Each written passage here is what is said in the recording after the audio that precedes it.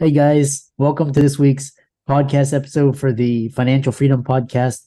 I'm your host, Dr. Christopher Liu. And as you know, I'm always in the market for innovative ideas, people thinking outside the box, entrepreneurs, especially in the tech industry, which has had some of the most significant impact in our world today. And I'm happy to bring on Dave, and he's actually the founder and creator of Tweva, which we're going to talk about. It's the first social TV network for small businesses, influencer. He's got a tremendous resume. We're going to be talking about network effects, software is eating world, Mavericks. It's going to be a fantastic conversation. So, Dave, welcome. Hey, thanks for having me on the podcast, Christopher. It's definitely exciting to be here. Yeah, I love it. I love, like I said, I love what technology has done, like the Zoom interview, podcasting. So tell the audience, your story, how you got started, what Tweva is, and we'll get into it.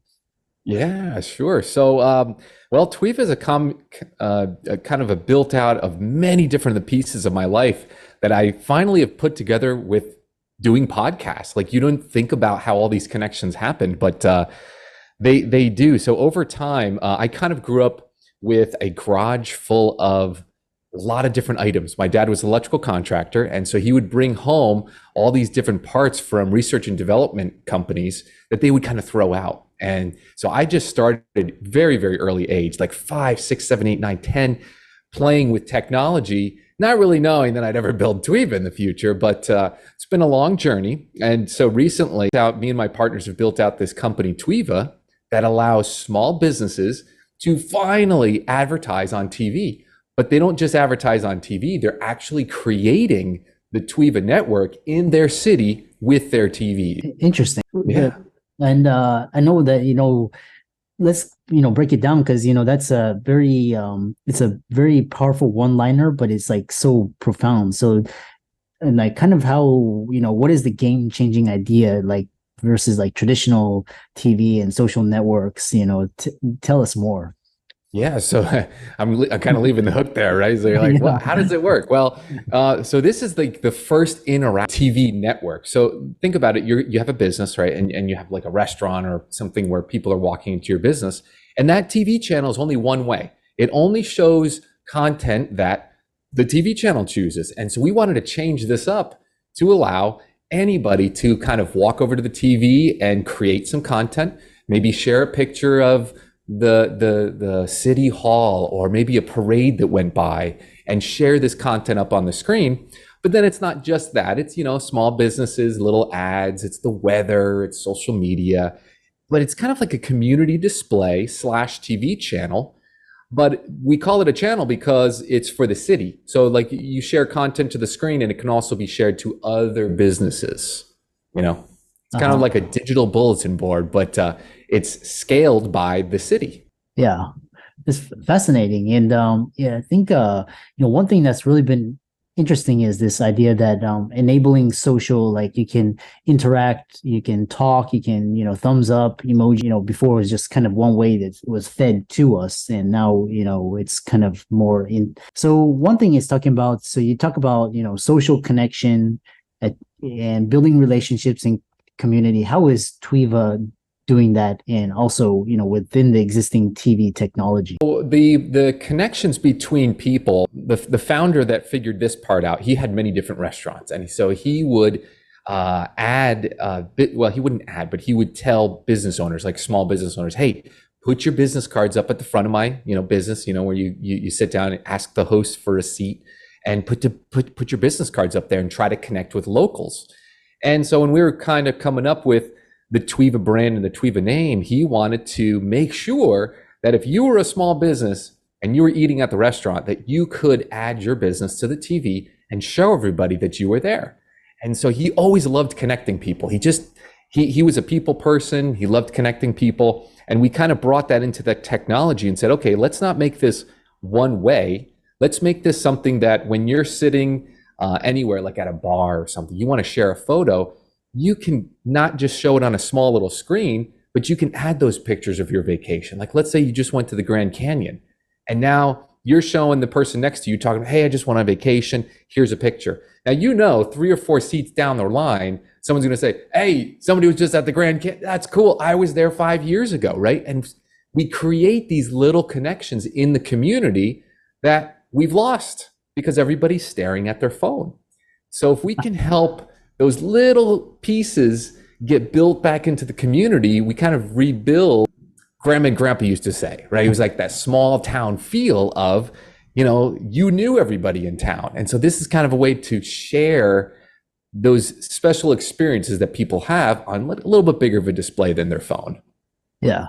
Yeah. It's interesting. You're taking the entire experience and kind of moving it into the TV, which is interesting. I talked to this one entrepreneur. He was using GPS to kind of connect people and like social connections, like networking. One thing that's really interesting, especially in this days, is this idea of network effects. And traditional companies and businesses don't really understand it because they didn't have the internet. But now with the internet, you can actually harness network effects. And tell the audience harnessing the power of becoming an expert in your industry and using those network effects that Uber, Lyft, Airbnb, Coinbase, they all used. Oh, this is a big one. So because businesses haven't had, well, I won't say business, I'll say small businesses, because you see the big businesses on TV, right? Everybody knows when you think pizza, you can immediately the top 3 or 4, you're like, well, there's Pizza Hut in there, or there's franchises. But it doesn't really help that small business become the expert. So what we wanted to do is when we create our local Tweva networks in the town, we teach businesses to become the community expert. I mean, most businesses in a town of like 10, 20, 30,000, you'd be overwhelmed if you had to deal with 10, 20, 30,000 customers, right? But most people don't have that much of a reach. So today, instead of you showing an ad on a side of a billboard, and I jokingly say like the Superman pose, like back when we were growing up, you'd see the Superman pose, like, call me, I'm the best person in town. Well, today we've gone to more of like this infotainment where TikTok's like, you look up how to lay pavers in your backyard and you see the guy like skimming through the data. You can see everything in 30 seconds, but it's a little bit of information, a little bit of entertainment. How can we bring that to the small business town, the digital network, and teach people while we're telling them what we do? So it could be something like a plumber, or you remember this old house? I always give this example. This old house. Why don't we have that for our small town? How many roofers, how many contractors have a 4K camera in their back pocket? They could shoot content, right? And they could share that on the TV and quote unquote become that community expert. Everybody knows who they are. So there's a fine line between short form content and long form content. And in between there, that's the Tweva content. It's a couple minutes long, teaches the person, hey, this is a chiropractor in my town. Oh, I see him teaching me how I should sit in my car, or I see him teaching me how I should sit at my computer so I don't have a back problem in 10 years. But when you do have a back problem, guess who you're going to think about? Right? It's the chiropractor. So that's a little bit about how we help the business owner, them being that community expert. Yes, it's interesting.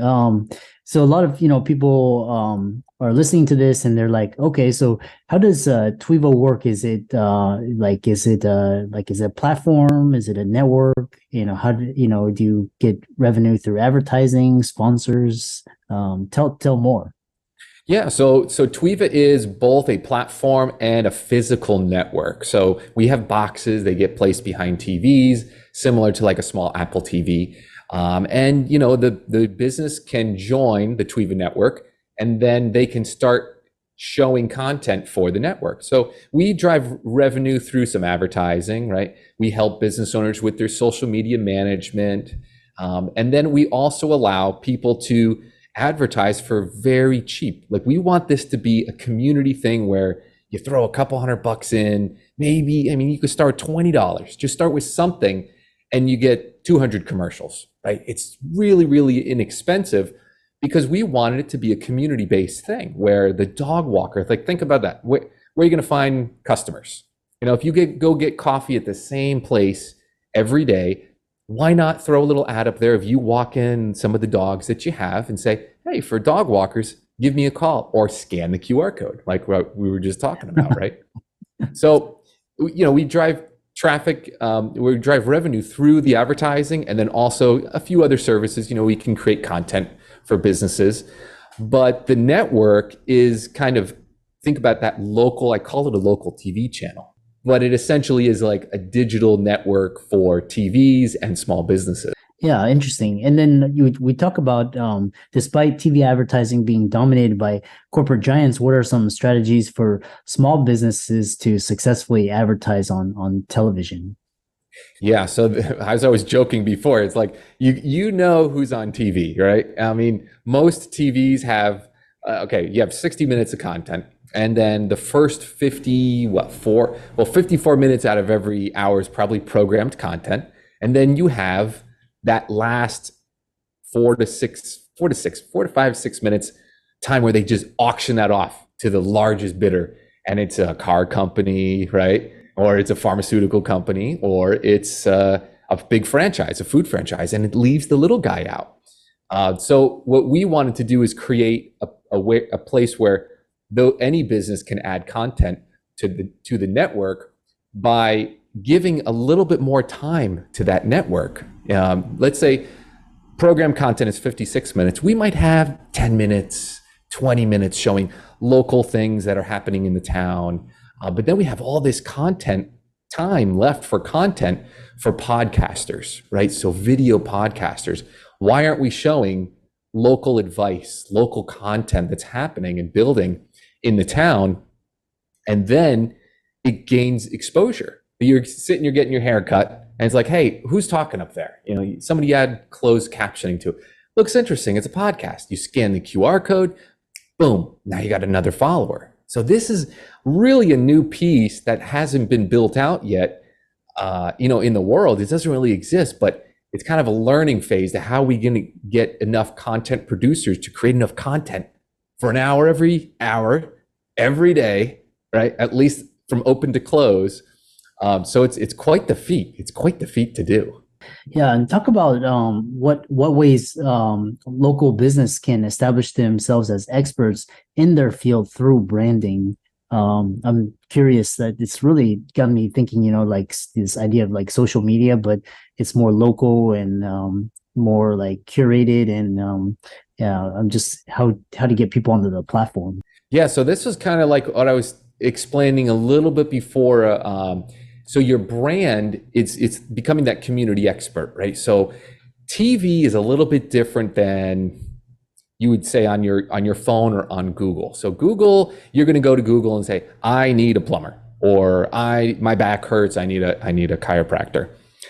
TV is more passive. So you're watching TV and you see something and you go, okay, cool. And then you see it again. Okay, I got it. And you keep seeing it through repetition, and eventually it's more like passive advertising. That's just something that small businesses really don't have access to because it is so expensive. So the branding comes in here where you produce content, let's say for the chiropractor, right? This is how you should sit in your car. If you're watching the kids' soccer game, don't sit in this cheap chair. Make sure, if you have a bad back, sit in this type of chair. Constant content equals the brand, right? And you keep seeing that guy's face. And the cool thing is, I think the coolest thing is that when you go to the local restaurant, you're most likely going to see him at some point. It's not so out of reach where some of the big lawyer firms, the nationwide law firms, you'll never see that guy because he's too separated. His bill for advertising is millions of dollars.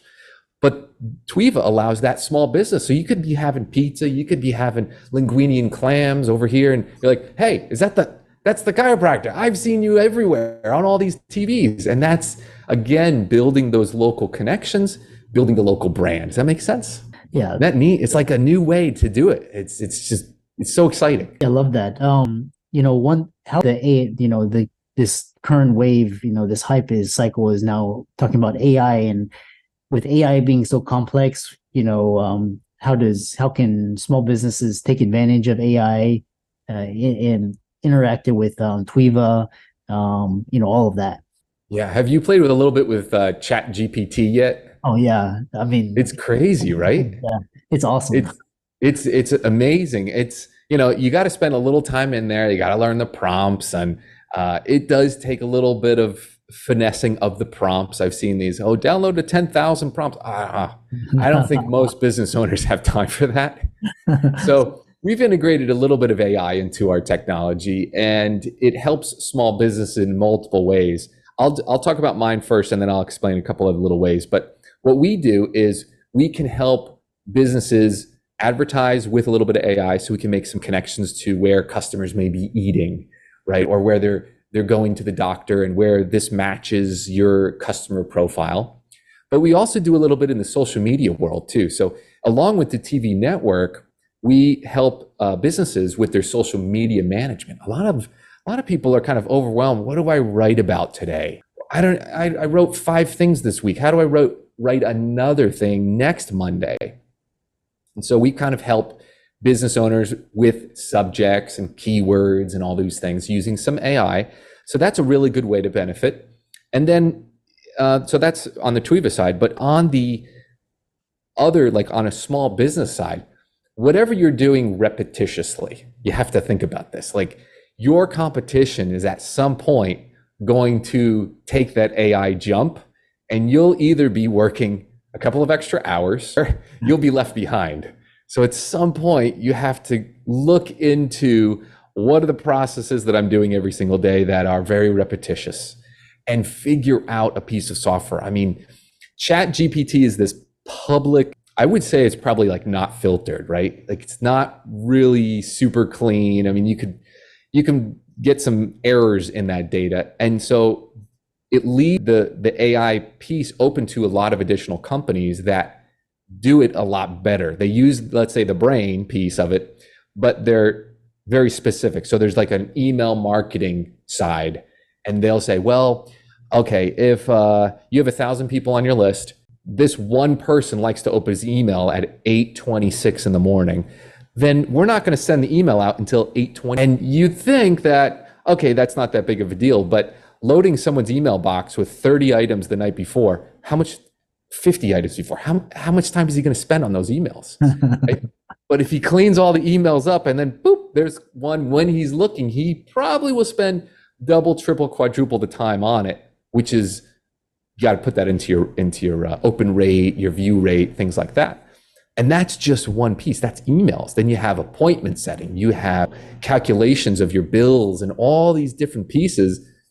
Really, don't you think that it's really becoming a huge part of the next wave of business? Yeah, right? It's fascinating. Because there's, Peter Diamandis, he talks about, well, I mean, there's, Mark Andreessen, the software is eating the world. We've seen that through, Amazon, Google, all these companies, Airbnb, all these. And then what's interesting is with AI, everybody's worried about AI is going to replace their job, but it's not going to replace, it's just going to create new jobs. And then the people that are going to succeed are the people that know how to use AI. So it's like a tool, like, knowing how to code and, market and social media. So, yeah, it's like it gives you an additional person that's almost like an extension of you to go do some of the things that's like, if you can do 80%, now you can do 110. And at least it's giving you that. I know for titles or for writing or creating content, it's a big help, because you have to, how am I going to word this? And it just gives you that first piece, and you're like, that's the spark I needed. Okay. And then you can move on, but it's very powerful. I think you'll see a lot more AI companies. I follow a couple of these startup, emails, and it was wild. The money that went into AI, I don't know what you call it. Like, it's not segmented, it's based. It's really AI-based startups. I think was 80% of the startups that got money in the market that's kind of weird right now were all AI, some sort of AI piece. So I think if you're talking about creating an efficiency in a business, that's the AI piece. I mean, we say AI, but it's more efficient, right? So I think the investors are starting to say, okay, well, if I'm going to invest in this piece of technology, can it be more efficient with a learning aspect to it in the next 10 years? And that's the ones they select. If they got 5 to select today or 10 to select, they go, okay, give me the top 3 that have AI pieces. Let's go research those. Yeah, it's awesome. Yeah. It's like what the calculator did for math, you just input it in and but you have the idea, you know how to solve the problem. It's just like a shortcut. It's like a tool. So Oh, I never thought um about that. Yeah, right. Yeah. Imagine the calculator came out. Everyone's like, you're going to lose your jobs. No, you're going to work twice as well, not work twice as much, but you could if you wanted to, right? You probably yeah, take twice as much of business and you don't have to sit there and do long form math. yeah, exactly. And My then kids show me some of the stuff they're doing in school. I'm like, you have to do that still? Wow. Like, I thought that would have been replaced by now. yeah, school Oh, districts are banning AI and still we're going um to teach you how to code over here. So, oh my goodness. how can people contact you, follow you, check out the Tweva and reach out to you? So we're all over the social media platform. We picked our name to be very unique. So, just search Tweva, Tweva. We want to be, it fits right in Google, Yahoo, Twitter, Tweva. Hey, Yeah. we tried to fit a really cool name. So it's everywhere.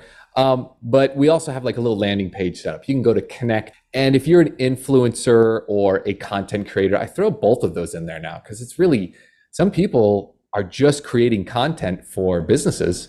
And we love them because we need a lot of content, right, for the network. So if you create content, we want to talk to you. And if you're a small business owner, we want to talk to you. If you never could advertise on TV, definitely give us a call because we're building everything out in your town, and let's get going. Connect.tweva.com is the best way to connect. Yeah.